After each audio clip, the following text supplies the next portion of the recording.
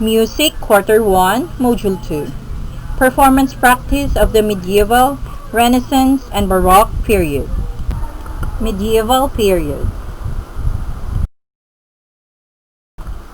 The Catholic Church was dominant.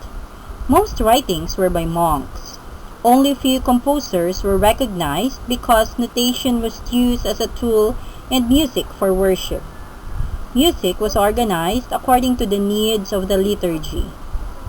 Secular music was formed by the desire for self-expression outside the church.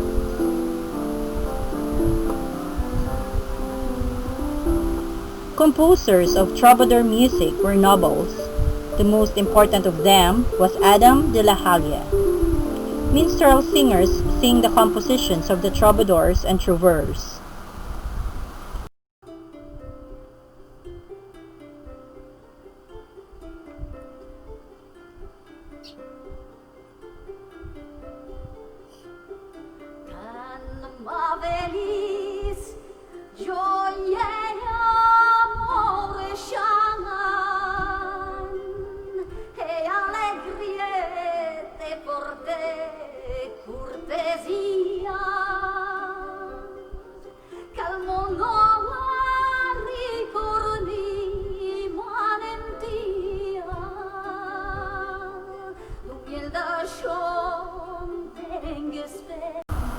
Pope Gregory I compiled existing monophonic plain chants and was later named after him.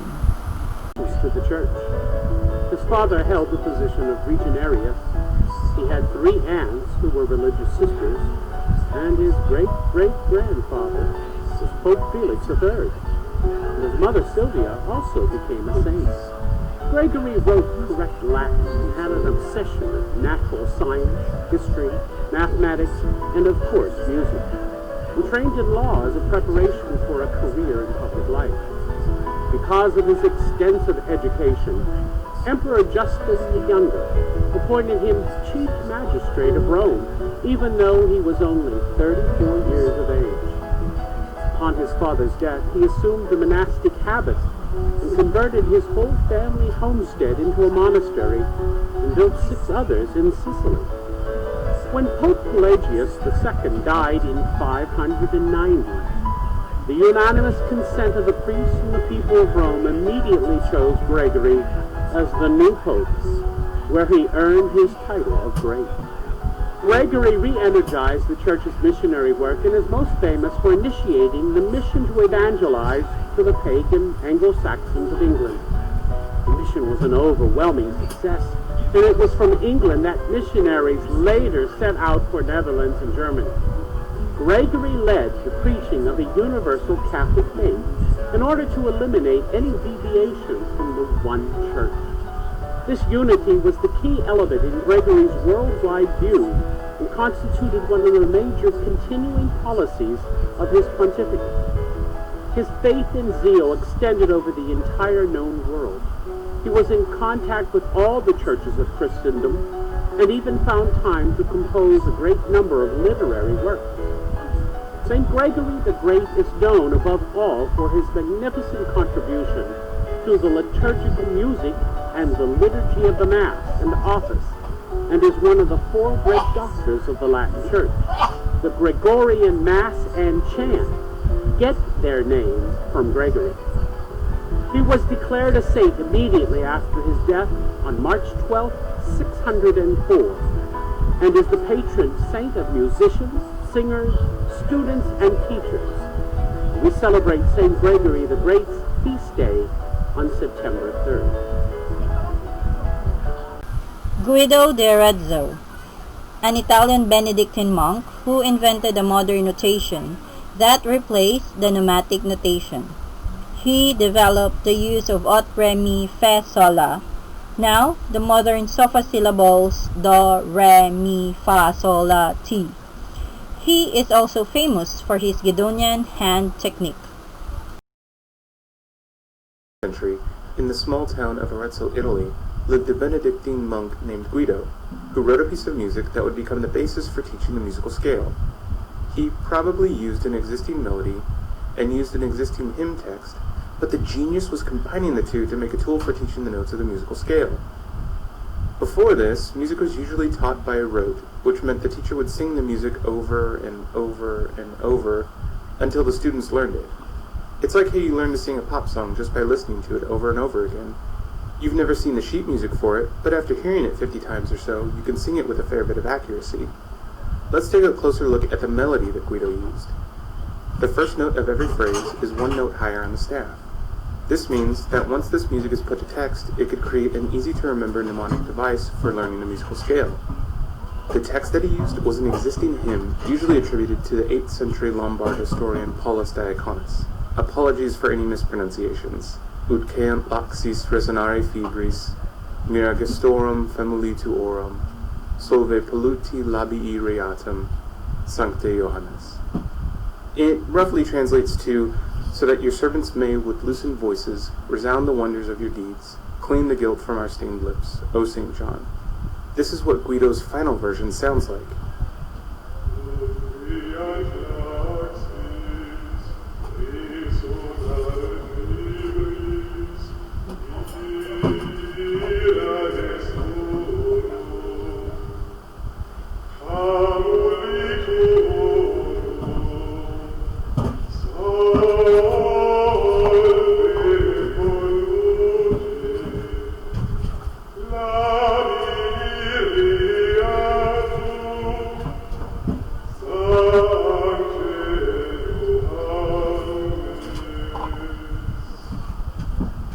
Now let's see how the music and the text work together.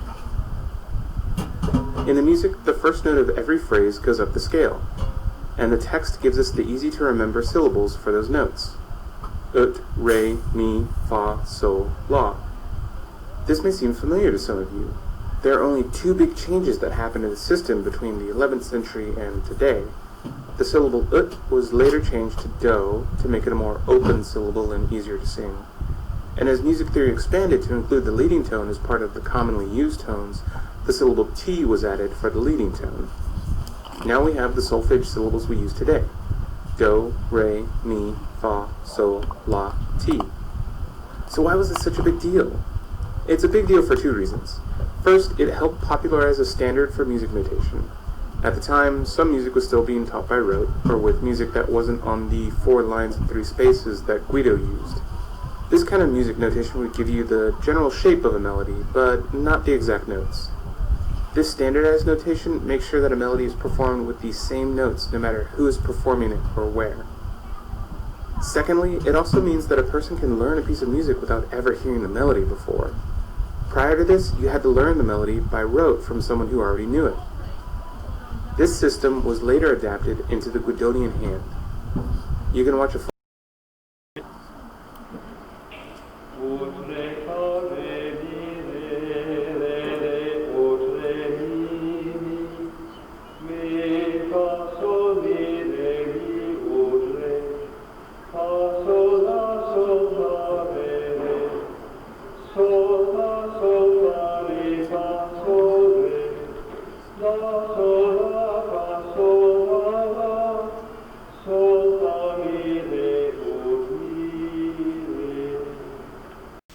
Adam de la Halle. Adam de la Halle was also known as Adam the Busso or Adam the Hunchback. He was the son of a well-known citizen of Arras, Henry de la Halle. He received his education at the Cistercian Abbey of Auxelles near Cambrai, and Adam was destined for the church, but he eventually married. His patrons were Robert II, Count of Artois, and Charles of Anjou, brother of Louis IX. Adam was one of the oldest secular composers whose literary and musical works include chansons and poetic debates. He was a troubadour, poet, and musician whose literary and musical works include chansons and jeopardies or poetic debates in the style of the troubadour, polyphonic rondel, and motets in the style of early liturgical poetry. His musical play, Jeu de Robin et de Marion, was considered the earliest surviving secular French play with music. His works include Le Jeu de Robin et de Marion and La Chanson de Roy de Sicily.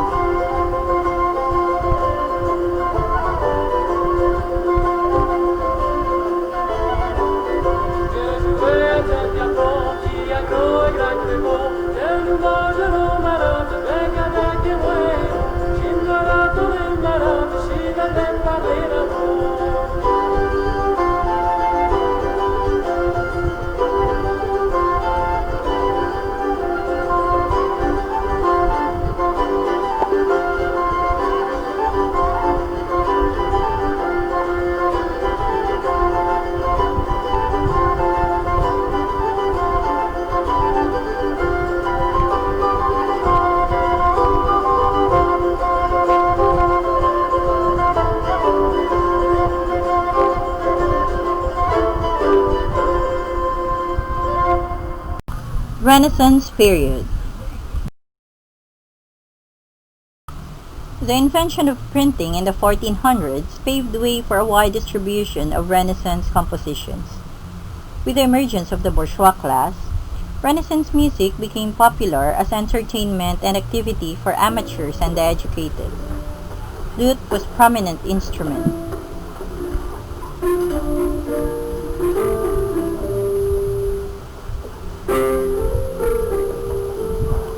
Influence of the Roman Catholic Church started to decline as the new genre arose. Though sacred music was still of great importance, secular music became more prominent in the Renaissance period, also known as the Golden Age of a cappella choral music.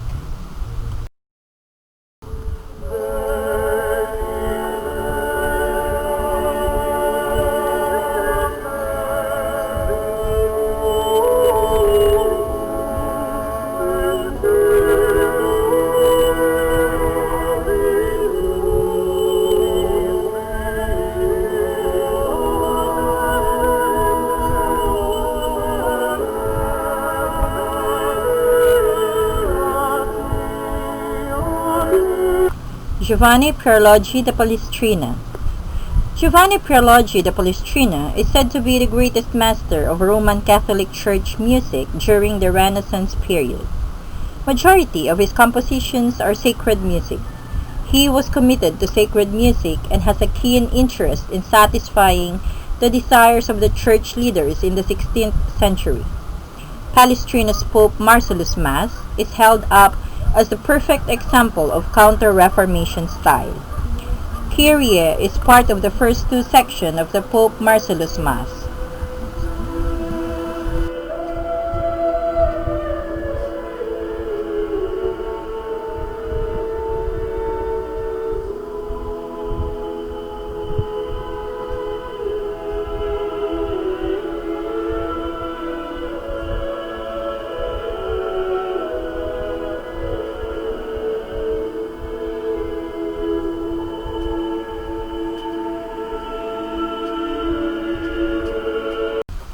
His career reflects his commitment to the music of the church. He received his early training and spent the majority of his career in various churches in Rome, including the Pope's Chapel. He was an organist and choir master at both the Sistine Chapel and at St. Peter's Basilica, which may have influenced his distinctively pure and restrained style in musical compositions. Palestrina also served as an organist in St. Agapito. His first book, Masses, became popular and was greatly appreciated by Pope Julius III. Palestrina has two sons but lost them both during the plague epidemic that struck Rome in 1570s. He had planned to become a priest, but eventually changed his mind and married a wealthy widow. This improved his wealth and enabled him to pursue a musical career for the rest of his life. Thomas Morley. Morley, the son of a brewer, was born in Norwich, East England. He was a singer in the local cathedral from his boyhood, and he became master of choristers there in 1583.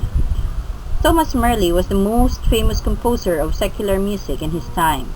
He was a singer in the local cathedral during his childhood and was believed to have studied music with William Beard, an Elizabethan composer of sacred music. He received his bachelor's degree in Oxford and became an organist at St. Paul's Cathedral in London.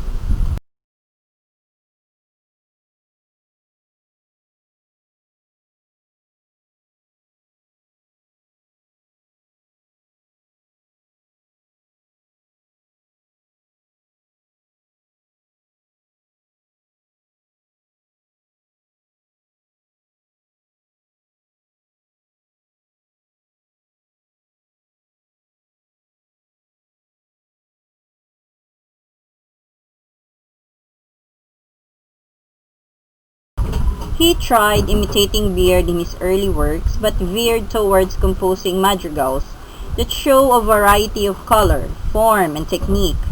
Most of his madrigals are light and easy to sing with some aspects of Italian style.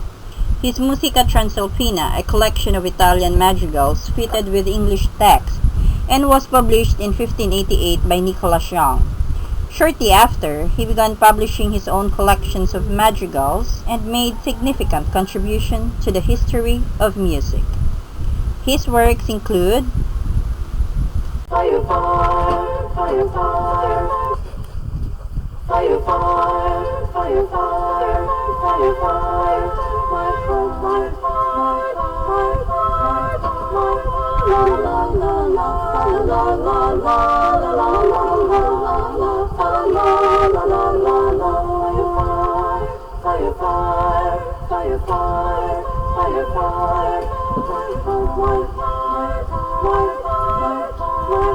La la la la, la la la la, la.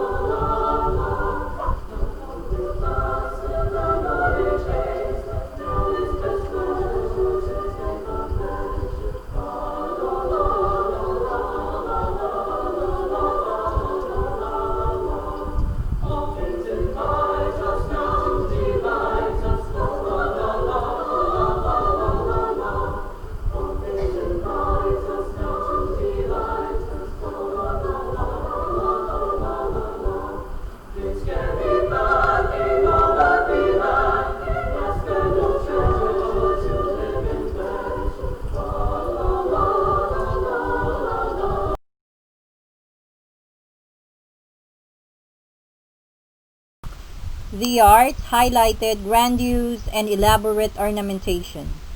New instrumental techniques and changes in musical notation were developed. Major and minor tonality was created, and a lot of the musical terms and concepts that evolved in this era are still used today. Johann Sebastian Bach. Johann Sebastian Bach came from a family of musicians. He was taught to play violin by his father, who was then the town musician in Eisenach.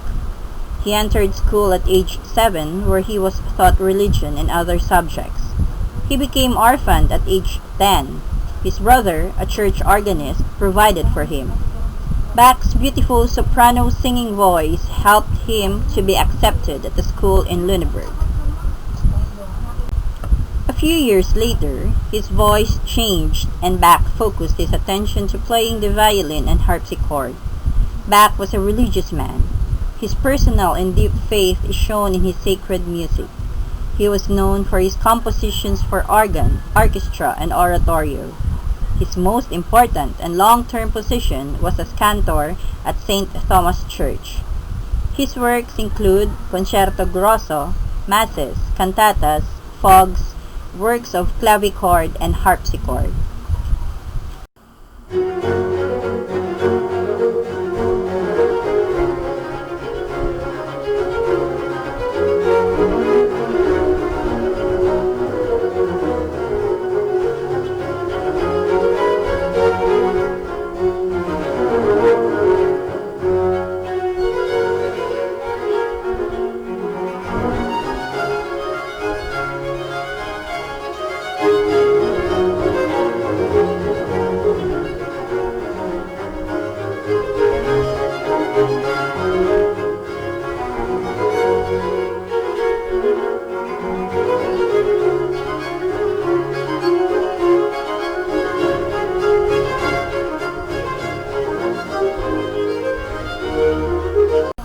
Antonio Vivaldi.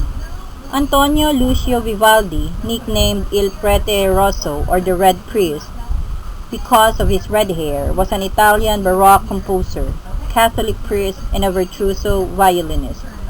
Recognized as one of the greatest Baroque composers, his influence during his lifetime was widespread over Europe. Vivaldi is known mainly for composing instrumental concertos, especially for the violin, as well as sacred choral works and over 40 operas. he entered the priesthood and was ordained in 1703. Vivaldi is well known for giving the strings a major role in his compositions. His famous piece is The Four Seasons. The composition is a series of 4 violin concerto depicting each of the seasons: spring, summer, autumn, and winter. Light, bright, and cheerful. It's some of the most familiar of all early 18th century music. It's been featured in uncounted films and television commercials. But what is it, and why does it sound that way? This is the opening of Spring from the Four Seasons by Italian composer Antonio Vivaldi. The Four Seasons are famous in part because they're a delight to the ear. However, even more notable is the fact that they have stories to tell. At the time of their publication in Amsterdam in 1725, they were accompanied by poems describing exactly what feature of that season Vivaldi intended to capture in musical terms. In providing specific plot content for instrumental music, Vivaldi was generations ahead of his time. If one were to read the poems simultaneously to hearing the music, one would find the poetic scenes synchronizing nicely with the musical imagery. We are told that the birds welcome spring with happy song, and here they are doing exactly that. Soon, however, a thunderstorm breaks out. Not only is there musical thunder and lightning, there are also more birds, wet, frightened, and unhappy. In summer, the turtle dove sings her name, Tortarella, in Italian, before a hailstorm flattens the fields. Autumn brings eager hunters dashing out in pursuit of their prey. The winter concerto begins with teeth chattering in the cold, before one takes refuge by a crackling fire. Then it's back out into the storm, where there'll be slips and falls on the ice. In these first weeks of winter, the old year is coming to a close, and so does Vivaldi's musical exploration of the seasons. Not until the early 19th century would such expressive instrumental program music, as it was known, become popular. By then, larger, more varied ensembles were the rule, with woodwinds, brass, and percussion to help tell the tale. But Vivaldi pulled it off with just 1 violin, strings, and a harpsichord. Unlike his contemporary Bach, Vivaldi wasn't much interested in complicated fugues. He preferred to offer readily accessible entertainment to his listeners, with melodies that pop back up later in a piece to remind us of where we've been. So the first movement of the Spring Concerto begins with a theme for spring, and ends with it too, slightly varied from when it was last heard.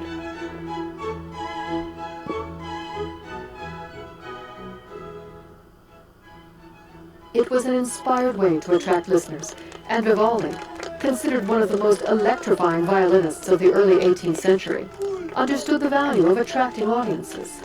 Such concerts might feature himself as the star violinist. Others presented the young musicians of the Pietà, a Venetian girls' school, where Vivaldi was director of music. Most of the students were orphans. Music training was intended not only as social skills suitable for young ladies, but also as potential careers for those who might fail to make good marriages. Even in the composer's own time, Vivaldi's music served as diversion for all, not just for the wealthy aristocrats. 300 years later, it's an approach that still works, and Vivaldi's music still sounds like trotting horses on the move. George Frideric Handel. George Handel was the second son from the second marriage of a pastor.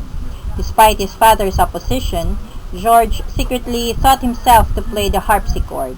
At age 7, he gained access to a church organ and started to play. A duke heard him play and insisted on giving him a formal music education. Under Sashu, organist of Halle Cathedral, he studied counterpoint, canon, and fugue.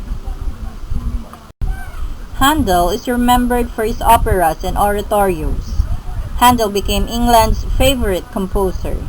he has given English audiences music that in variety and interest rivaled anything they could remember. Handel lost both of his eyesight in 1753 when he conducted his oratorio Samson. A few in the audience were unaware that he had lost his eyesight.